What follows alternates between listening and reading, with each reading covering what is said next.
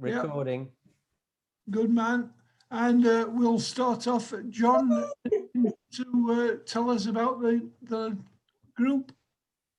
Yeah, it's Cyril's 88th birthday tomorrow, and Keith and I will be popping out. Keith's going to burst out of a cake for Cyril. It's currently being baked. Yeah. So we should have a good time this afternoon, socially distanced. And it's Eric's wife's cremation next week, I think next Thursday. So I'm sure one or two of us will be going to that at City Road Crematorium. One thing I forgot to mention, some of you may well be aware of it, in the Telegraph every week they have sort of local celebrities talking about the memories and stuff like that. And I thought that 3 weeks ago it was Keith's brother, which is very interesting reading. John Firminger, all-nighters and famous names in 60s Steel City. It was, yeah, not they can, yeah. So there's a picture of John Firminger with Mojo Club King Pete Stringfellow. It's an interesting article if you can get hold of it somehow. And I'm sure Keith's under the table polishing the Stringfellow shoes on the bottom of this picture. But it's a really interesting article. I recommend that. Yeah, that's about it for news, lads. Yeah, I mean, I've got my only story about Pete Stringfellow is our John and somebody else were doing a book launch at the Boardwalk, and Pete Stringfellow had agreed to do the foreword for this book, and he decided to come up for the book launch. So my brother, our John, he'd asked me to sit on the door for him for taking money and that. So I was sat on the door. Seriously balanced. Yeah. Pete Stringfellow walks in, bounds up the steps, and sticks his hand out and says, "I do." And I went, "I do, but I'm not who you think I am." There are two of us. Yeah. And he sort of looked at me, gasped. But I wouldn't know. Well, exactly. Yeah, so I remember gasping first time I met you. Yeah. And that's because I had hold of your throat. No, it weren't. It was during a fire in emergency evacuation of Bent's Greenhouse, and we were on the top floor at some sort of training session together. Yeah. Right. Okie dokie. So I've just one question to ask Jonathan. Yes. Where do you live, Jonathan? I live about 10 minutes walk from Wembley Stadium. Wow. And in fact, I go to the top of the my little path here by the flats, and I look down on the stadium, and I can be in a seat at the stadium within 12 minutes or so. Have you got a big drive at your house? No, we have a constant problem with this. I mean, not just our flat, but around the area, of course, on match days and event days at the stadium. And we have to make sure that they're not illegally parked. And no, we do have a lot of traffic problems on match days. Yes. Why do you ask? I went to Wembley, we parked at Staines. Sorry? I think the last time I went to Wembley, we parked at Staines. Yeah. Why do I got the tube? You got the what? We got the light railway. We parked at Staines.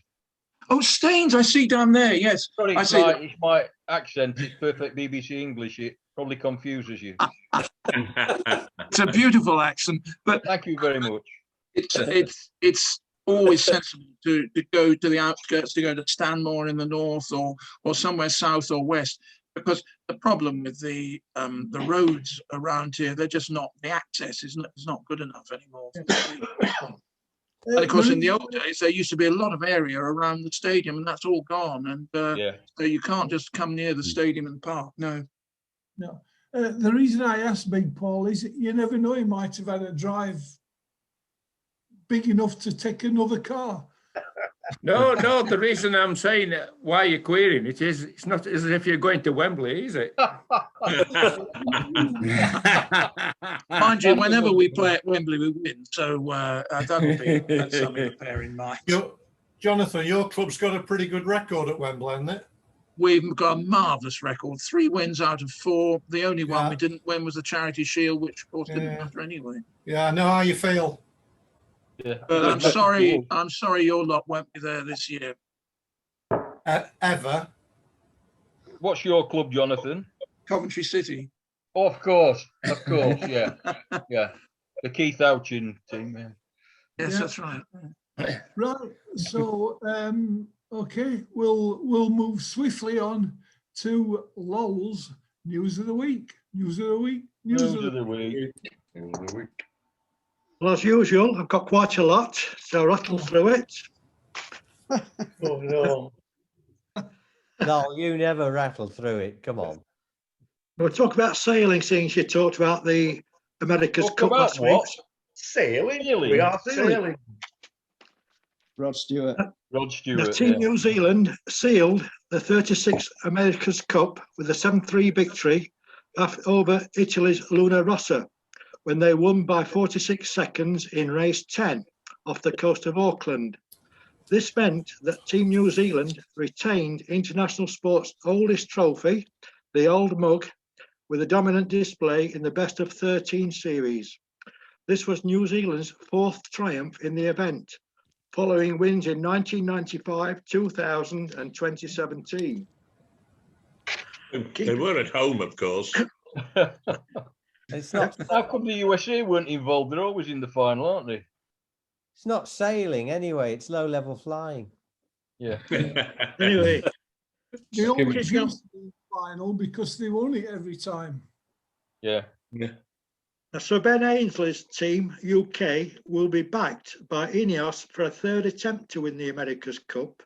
Ineos said the move would provide much needed continuity, which is the cornerstone of every successful America's Cup team. Now, I've got some interesting stats about the America's Cup. Stats. The famous oldest international sports trophy, the Old Mug, was made in England by London silver maker Garrard in 1848. It has its own travel box, and it always has its own seat on any plane it's flown in, accompanied by a cup minder to ensure it remains safe. The first ever race was in Cowes, Isle of Wight in 1851. USA has most wins with 28. England have never won it. During the 2013 America's Cup, Oracle Team USA, underwritten by billionaire Larry Ellison, was rumoured to have spent $300 million to secure their victory. Modern teams' spending is approximately about $100 million each. Boats cost around $10 million plus dollars, and each team has 2 boats, one being a backup. The entry fee for the race is $2 million, and that takes place every 4 years. A low-ranking sailor on a boat can earn $300,000 annual salary. I like the word slash sports. And captains are like royal rock stars with a basic salary plus bonus for wins and performance, which can earn them $2 million. But they are financially penalised for mistakes made or wrecking a boat. So a lot of money involved in that game. Right. We'll come down to earth now a little bit with Formula One. The inaugural Saudi Arabian Grand Prix will take place on the sport's fastest street circuit, claims Formula One. The track will be on the coast, about 7 miles north of Jeddah, and it will be the second longest in the Formula One calendar at a distance of 3.84 miles.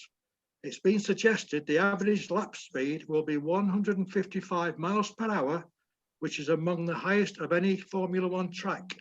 Ross Brawn, Formula One Managing Director, said the track should provide exciting wheel-to-wheel racing for our fans. Yeah, they've been they've been watching Doug go to the shops. That's pretty fast To for a Rugby beach, Union. driving on a beach, isn't it? On to Rugby Union.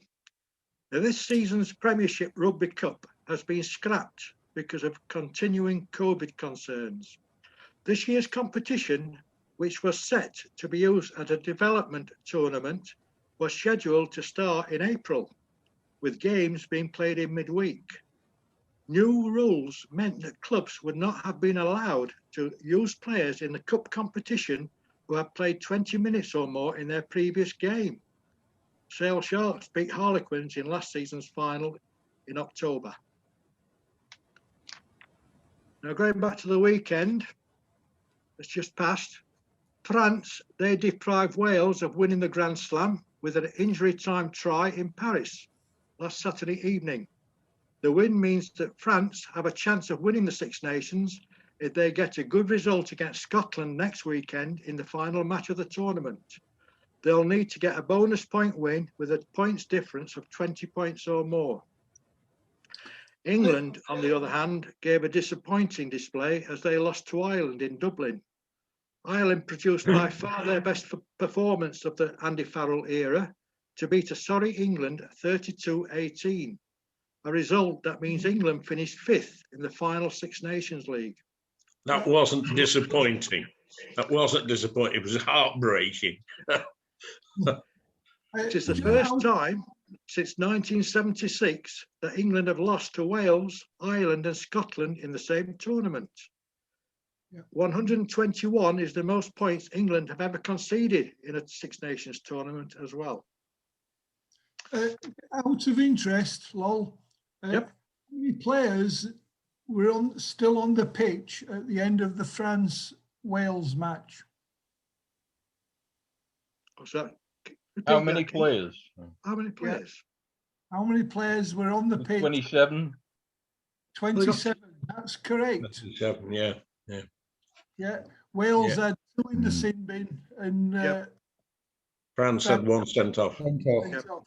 How long Yeah, ago is it since in Rugby Union they started playing Fergie time? Yeah. It's actually the best way to do it, isn't it? It's Oh, finish it at 80 minutes, yeah. the referee takes time off when they're stopped, and it's all done outside the box. Yeah, but wait, does anyone know when they introduce this? You carry on playing until the ball goes out. Yeah. Manchester United against Wednesday at Old Trafford. I think when Wait, rugby union went professional, wasn't it, Ron? Yeah, I think so, yeah. yeah. You know when they take a It's penalty certainly kick, been around a while. Yeah. you know when they take a penalty kick and they take an eternity to do it, Yeah. is there a time limit to how long they've Yes. got to take Yeah. that kick? Yes, there is. Yes. And Yeah, it And was they all, there is. they all take, There was with the odd a game exception. recently where the player took so long, one of the opposition ran out and kicked the ball away, and he was perfectly entitled to. Only 2 or 3 Yeah. weeks ago. Yeah, Yeah, and I think there was a time limit exceeded in one of the internationals this weekend, because I remember hearing the referee, who had a really good game, so I'm thinking it's the France-Wales game, saying 20 seconds or 40 seconds. Yeah. And it was And it was- on and on and on, and and yeah, he didn't kick it They within just- that time limit. stand there looking at the bloody posts as though they're trying to draw them in. Kill Yeah. drives me mad. Yeah, right, go on now. We're going to cricket then now. Now, cricket legend David Lloyd is to have a street named after him in his hometown of Accrington. David Lloyd Way will be created on a new housing development close to the cricket ground, as well as Accrington Stanley's football ground. The 70-year-old pundit, nicknamed Bumble, said it was a huge honour to be honoured by his hometown. Should be able to walk down that next season if I follow Wednesday away. Yeah. No, I think that was subsequently. No, What's no, I that? think I think that decision was subsequently blocked. It was a proposal to name it David Yeah. Lloyd Way, and said he was honoured, but the actual council blocked it. I think they've overturned the blocking it now, Ian. I Have think they? it was blocked Beg your and then pardon. they released Yes. it, as I understand it. Gee, God. The umpire gave him not out. They have so many famous people come from Accrington, you see. You know, Yeah. Stanley, for Ah, instance. Stanley Matthews, yeah. Stanley Accrington. Who are they? Who were they? Who are they? There is a guy who works folk clubs and festivals called Stanley Accrington, and he actually lives near Oldham. But yeah, he's a mad poet and singer. He makes up anagrams of wherever he is. He's brilliant, but he obviously is an Accrington Stanley fan. We're calling himself Stanley Accrington. It's not his real name. Before I moved to the Sheffield area, I was living outside Buxton, and I had to travel up from south to north, and I could never get it right. Which I went through first, Middleton Stony, or Stony Middleton. Yeah. My wife would ring me and said, "Where are you?" Well, I've just gone through, and then there'd be this pregnant pause. Either Middleton Stony or Stony Middleton. Oh, great, she'd say. So you're either 1 hour away or 2 hours away. Yeah. Right. Go on then. Keeping on with cricket. Now, going into the last match at 2 games each, England lost their 2020 series decider to India, who gave a batting masterclass to record their highest ever score against England in this format of the game. In scoring 224 for 2, it meant England had to score their second highest ever 2020 run chase to take the series. Looking in with a chance, with the score at 130 for 1, England collapsed to finish on 188 for 8 to lose by 36 runs. Right. Horse racing. Do you want the score now? Do you want the score now, Lol? Go on then. Go on then. Okay, it's 187 for 3 with 14 overs to go. 193 for 3, Chris. 193. It's gone to 193, has it? Right. Yeah. Who's It batting? don't really matter. No. Chris is on catch up. I'm on BBC Sport actually. Ah. Right, we nip on to horse racing now, just for a little bit. The 2-time Grand National winner, Tiger Roll, claimed a remarkable 5th Cheltenham Festival triumph last week with victory in the cross-country chase. The diminutive horse cemented his place as a little legend of racing by winning this race for the 3rd time, to add to festival wins in the Triumph Hurdle and the National Hunt Chase in previous years. Nearing veteran status, there had been calls for the 11-year-old horse to be retired after recent lacklustre runs, but he was back to his brilliant best here to prove the doubters wrong. Now, a little bit on ice hockey. Now, ice hockey is to receive £2.7 million in the latest round of Sport Winter Survival Package funding. Part of the support will be for £2.3 million in loans and grants provided to 4 English clubs within the Elite Ice Hockey League: the Sheffield Steelers, Nottingham Panthers, Manchester Storm and Coventry Blaze. For the past 20 years, ice hockey has been the biggest attended indoor sport in the UK, and it is the 3rd most regularly attended sport in terms of spectators. Now, this competition will be a series of matches which involves the 4 clubs just mentioned, all played in Nottingham starting on the 3rd of April for lasting 5 weeks. Each team will play regular season matches facing off against each other 4 times, followed by 2 two-leg semi-finals, and the winners, which go through to a contest of best of 3 playoff final. For anybody who likes ice hockey, this tournament's going to be streamed online.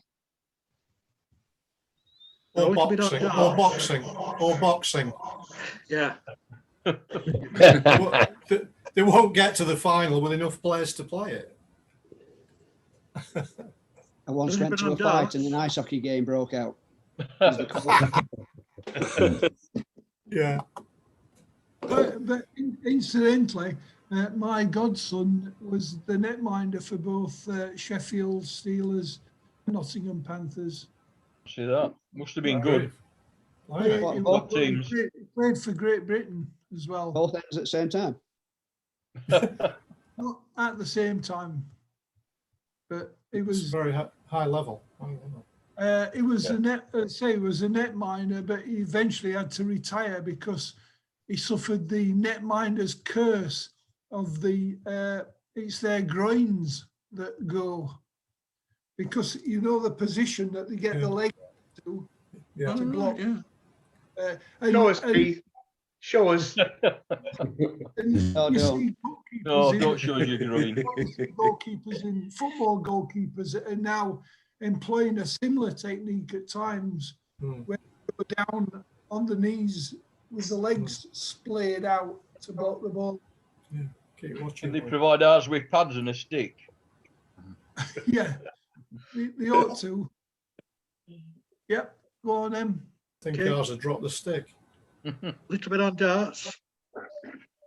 The 5-time world champion, Raymond van Barneveld, was monitored by medics after collapsing at the Players' Championship 8 last Friday in Milton Keynes.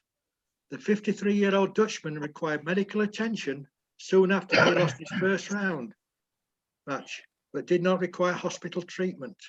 Play was suspended while he was being treated and then resumed afterwards. The cycling, ex-British cycling and Team Sky chief, Dr. Richard Freeman, has been struck off the medical register permanently. This comes after the General Medical Council recently found Freeman guilty of ordering banned testosterone in 2011 to help dope an unnamed rider. Athletics. Organisers have said no international fans will be permitted at the delayed 2020 Tokyo Olympics and Paralympics this summer over coronavirus concerns. Japanese authorities have told the Olympic No and honeymoon, Paralympic Paul. committees it was highly unlikely that any entry to the country could be guaranteed. This is a move aimed at protecting all participants and the Japanese public from the pandemic. Did somebody say something then? Yeah, just to explain to everybody. Yeah, there'll be no honeymoon for Paul. Whenever there's an Olympics, Paul decides to go on a honeymoon. It's It's the a same long- wife though, Paul, isn't it? Yeah. Oh yeah, it's a long story. isn't Yeah. it? Yeah. Yeah, we're going on holiday, love. Where are we going to? Well, where's next Olympics? Yeah. Right. Right. Right. We'll nip now on to, I think it's football. Yep, a little bit on football. The former Blade Che Adams has been called up to the Steve Clarke's Scotland squad for this month's World Cup qualifiers. The Southampton striker has been capped by England under-20s, but the 24-year-old qualifies for Scotland through his grandparent rule. Of course he does. Well, he used to drink iron brew. The Sheffield United striker, Lys Mousset, has been charged after a Lamborghini crashed into a number of parked cars in January. The 25-year-old Frenchman will appear in court in June, charged with driving without due care and attention, failing to stop after a road accident in which his £300,000 car was written off. Oh, Just being French, that. Who would have thought that we'd ever get to the stage where United had got a French player with £300,000 Lamborghini? What's world coming to? oh, And he can't get in team. He is I shocking as thought well. he'd been charged Shocking. with impersonating a footballer, but He is Okay, but- utterly shocking player. Came on in injury time on Sunday. Don't worry, John. He can't drive it anywhere. he played for the under-23s the other day as well. yeah. The Sheffield United. Go on. Sorry, has anybody ever watched any of the clips of the under-23s? Yeah. Come on. Wednesdays, yeah, not United. Yeah. No, well, United, they've got some good lads there by the look of it. Yeah. Yeah. Mm. The Sheffield United and Southampton. Soon then, won't we? Pardon? I say we'll be selling them soon then, won't we? Yeah, probably. Yeah. Wilder said they hadn't got one single player at the required level in the academy. Not one. Blimey. It's a smokescreen, guys. Well, what do you mean by that? Sheffield Chris? United. I don't believe that there are players that can come straight up into the levels that they need. True. Yeah. But it No, saves you having to buy anyone. Are we talking football, Peter? Go on then. Go on, Now, Lol. Sheffield United and Southampton, they've each been fined £20,000 for failing to ensure their players conduct themselves in an orderly fashion. What? Both clubs admitting breaching FA Rule E2 when tempers flared late on in a game in which was won by the Saints at Bramall Lane. The confrontation was sparked by a foul on Saints Che Adams by John Fleck. Fleck was given a yellow card along with teammate Ollie McBurney and Southampton's Jannik Vestergaard for their reaction to the incident. Now, the death was announced last week of Steve Jagielka at the age of 43. The older brother of Phil started his career at Stoke without any success before signing for Shrewsbury Town, where he spent 6 seasons until they were relegated to the conference in 2003. Neil Warnock then signed him for the Blades, where he spent 1 season without playing a first-team game. He then spent 2 seasons at Accrington Stanley, helping them get promotion to the Football League as conference champions in 2006. Then he went into the non-league playing for Droylsden, Telford United, Pensforth Town and Ellesmere Rangers. The former Sheffield United manager, Nigel Atkins, has agreed a 2.5-year contract to become the new boss at Charlton Athletic. Atkins, who has been out of work since leaving Hull in the summer of 2019, takes over from Lee Boyer, who vacated the post to take over as head coach at Birmingham City a few days earlier. We're saying something, Keith? He'll not last. Now, Portsmouth, they've appointed former Huddersfield and Lincoln City boss Danny Cowley as their new head coach. Cowley replaces Kenny Jackett, who was sacked the day after Pompey lost to Salford City in the delayed 2020 Papa John's Trophy final 10 days ago. The initial deal is until the end of the season, and he will be assisted by his younger brother, Nicky, at Fratton Park. Just going back to Richard. Nigel Atkins, Oh, please don't. I could read you his after-match speech after Yeah. they've, because it's After the they same what? every time. You know, they gave us everything. It was shocking for United, terrible. Bit like Gary Monk. Oh no, it was a lot worse than that. He once said in a press conference, "What's the biggest house in? What's the biggest room in your house?" There was complete stunned incredulity from the press, waiting for him to give the answer, which was the room for opportunity. Oh, Bit deep. And that's how he continued. he's obviously too intellectual for anybody. Wow. How anyone can earn a living as bad as what he was is incredible. Chris, Dewan's Yes. 98. Oh, good. Slow down. Now, Leeds United's all-time record goal scorer, Peter Who? Lorimer, has Who? passed away aged 74 after suffering a long-term illness. The former Scottish international scored 238 goals in 705 games for Leeds, and he still holds the record for being the youngest player to represent Leeds when he made his debut in 1962, when only aged 15 years old. Lol. Hello? Hello? You're going to get barred soon. I'm not. To that team 3 times, but not using their correct name. You all know it's Dirty Leeds. Dirty Leeds. Right, we finish on the local front now. Hang Paul. on, Hang on, Paul. I thought about all you yesterday because on the news some tribute to Peter Lorimer. Somebody had left a note.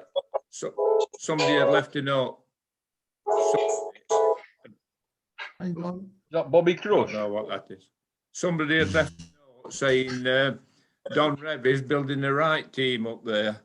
And I thought, Down they'll there. all be saying dirty Leeds, like, No, you it'd be know. down there. He's building it. Yeah. All right. Right, I'll still be diving. Just finish off on local football. A good win for the Owls at Barnsley to halt their winless run. According to the pundits and fans, it was one of their best performances this season as they won with 2 goals by Jordan Rhodes to dent Barnsley's playoff hopes. And the Blades' interest in the FA Cup came to an end at Chelsea with a 2-0 defeat. After Should a have won patchy that one. first half, the Blades gave a decent account of themselves in the second half, and with better finishing, could possibly have caused a cup upset. But Yeah. it wasn't to be. There Yes. ended the news. Hand you back to The Keith. first half was a Keith. terrible, boring game, but United defending it really well. But second half, it was United. United could easily have won that game, but it's about taking chances. Yeah, they Taking could chances. have done easily. Yeah, that McGoldrick header. I think he's a decent player, him, but Yeah, Is Frank what? Paul. John, is that the yeah, best Frank Wednesday? Worthington. Frank Oh, sorry? Worthington, he's died, hasn't he? Has Frank he? Worthington's died. Didn't he play for Leeds at one time? Okay. He played for Huddersfield. didn't he? He played for everybody, didn't he? I thought he played for Leeds at one stage. as Played well. for Leicester. Sorry, what were you saying to me, Chris? Sorry, I didn't know about Frank Worthington. That's very sad. I was just No, going to I say, didn't. John, is that Sheffield Wednesday's best result for a long time? Because that was an amazing result. Well, it is. But it's typical of Wednesday, isn't it? I mean, me and Keith have had this conversation for a while. You put us against a team that's not won for 3 years and they'll beat us. We'll put us against a team that's got an unbeaten record. But there's a good chance we'll do something against them. It's bizarre, and it's not just this season. It's happened We for listened a minute, decades. We'll see got you. to- Yeah, it was a good It was performance. a tremendous win. Yeah, You've it got to was. keep playing Jordan Rhodes. We have you- now, yes. If you keep playing Definitely. Jordan Rhodes, he'll keep scoring. I've said it for 2 seasons. Yeah. Yeah. Never mind his work rate or Play whatever. their